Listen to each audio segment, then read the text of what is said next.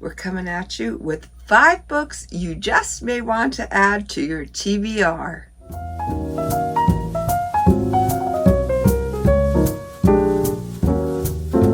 Hello, my book friends. I hope you are doing well. My name is Flossie, and this is the Grape Jelly Library, where we love to talk about books. I am so glad you could join me. I always look forward to your visit. Today we are going to do the 5 books that I chose from Book of the Month. If you do not know what Book of the Month is, it is a subscription box where I find great value in it.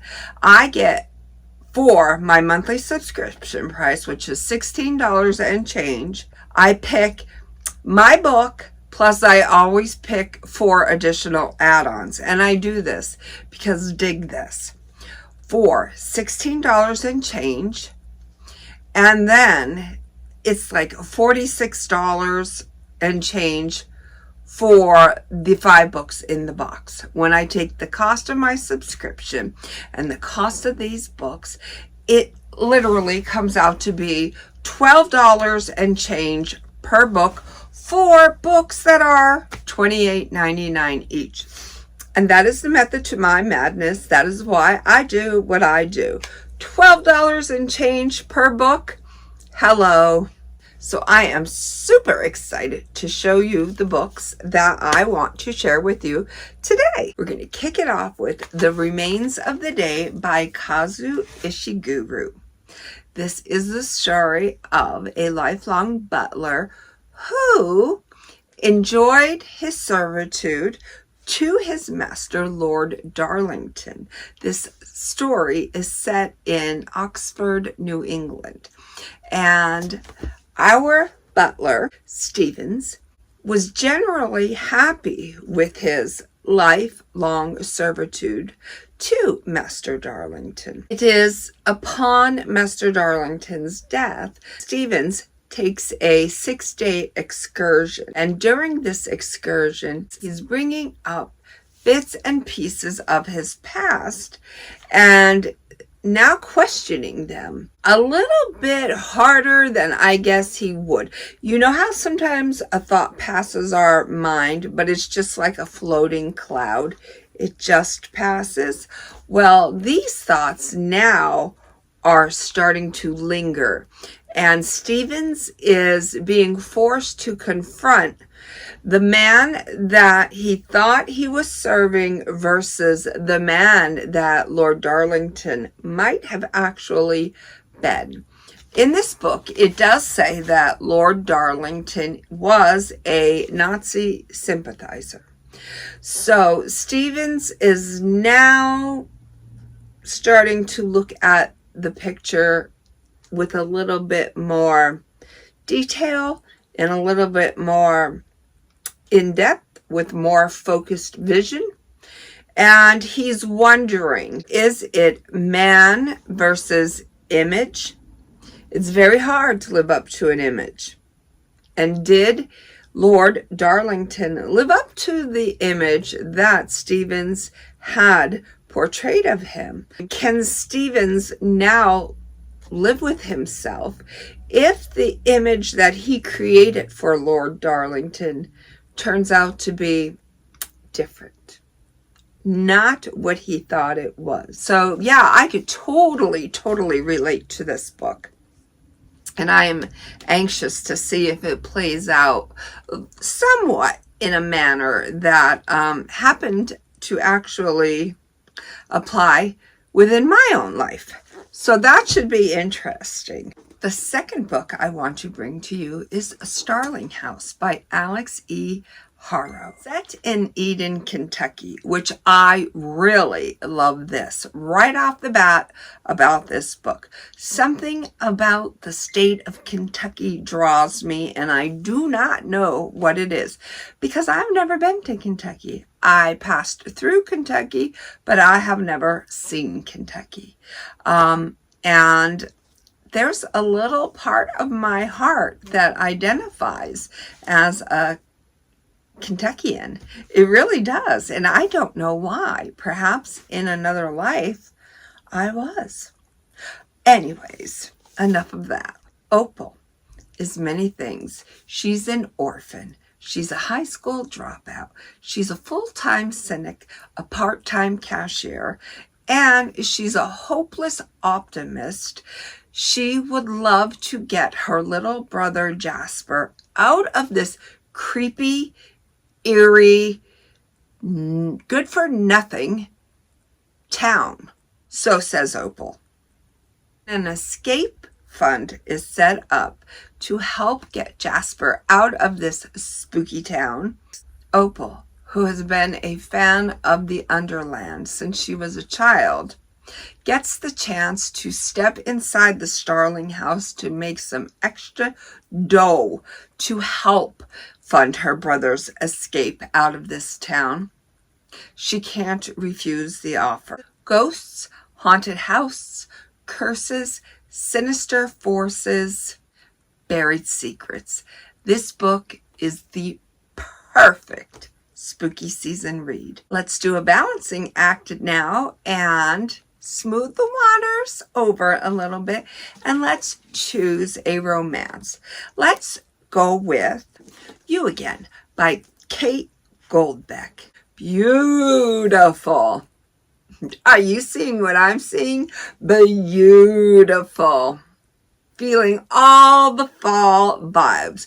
The only thing better than this book cover could be perhaps a romance story, a good love story. You better seek out Mick Jagger of the Rolling Stones to get an emotional rescue, because I am told this book will emotionally wreck you. A reimagining of When Harry Met Sally.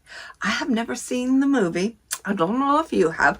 I was probably out yonder somewhere outside roller skating or some sort of thing when that movie came out. I have never seen it. For those of you out there who have seen it and had found it to be endearing, this is a reimagining of When Harry Met Sally. Okay, now that we have that established, let's move along. This book is raw. This book is sexy. This book is nothing like anything you have ever read. Two characters, Ari, who is casual, passive, and a comedian.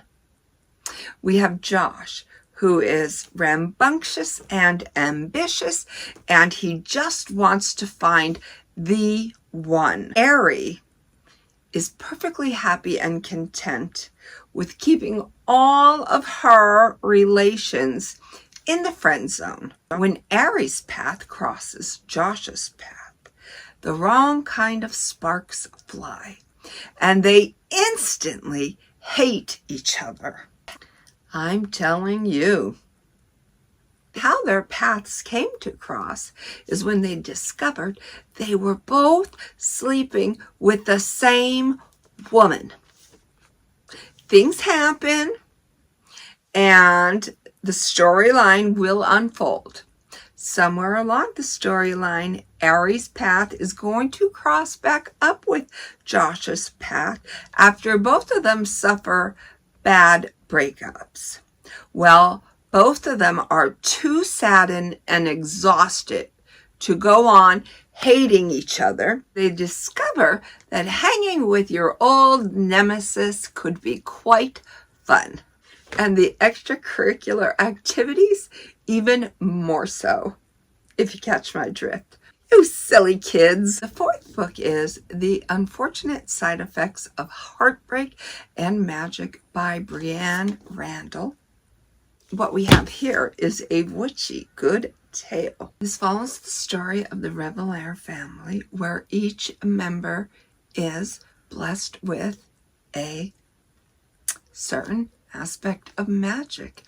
But for each aspect of magic bestowed upon each individual member of the family, a curse is also put upon them.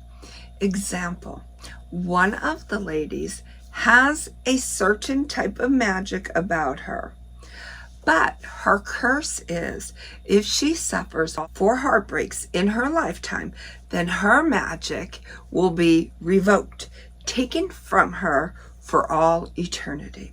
And she's already on Heartbreak number 2. So if you do the math, that means she only has 2 more heartbreaks left when her true love, who caused one of those heartbreaks, enters back into her life and tries to get in good with her again. Should she risk a second heartbreak from him to total 3 heartbreaks altogether? With the compound of this, her grandmother is ill and she is dying, and we all know the heartbreak that we suffer with a death.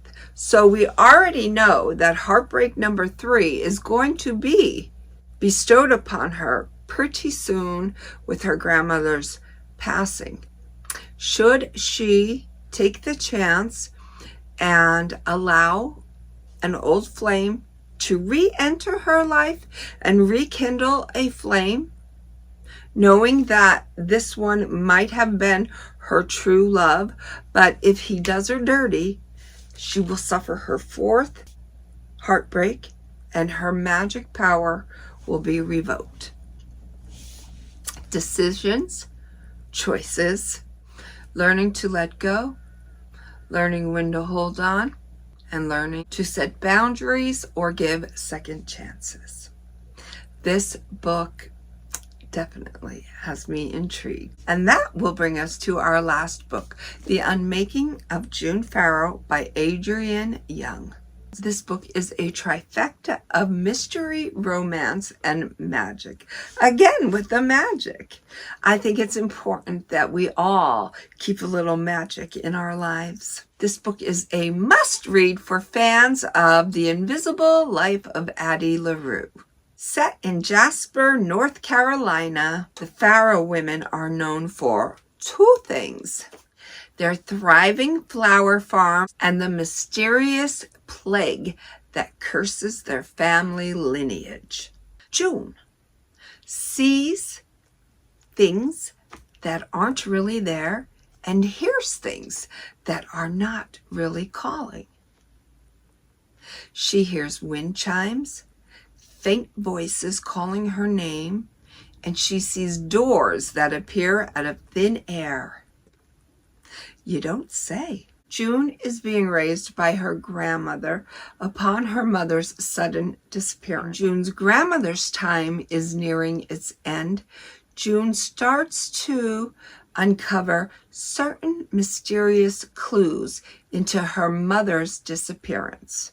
This story, I'm told, is a story you will never forget, with a touch of the impossible. Oh, how I love that. A touch of the impossible. There you have it, my 5 Book of the Month book picks. I hope you will choose one of them or 2 of them, whether it be the Audible version or book form or an e-reader. Perhaps you will add one of these to your stack of TBRs. And incidentally, don't be afraid to let that stack of TBRs grow and grow. You know the saying, too many books, not enough time, or I am going to leave this earth with a stack of books I have not read. You know what? If curating books brings you happiness, then I say keep running with it. I know that's where I find my happiness. And I'm like a freight train. Ain't nothing gonna never stop me from buying those books. Until my next video, know how much I love you. Be well, be good, be reading, and may all your book dreams come true.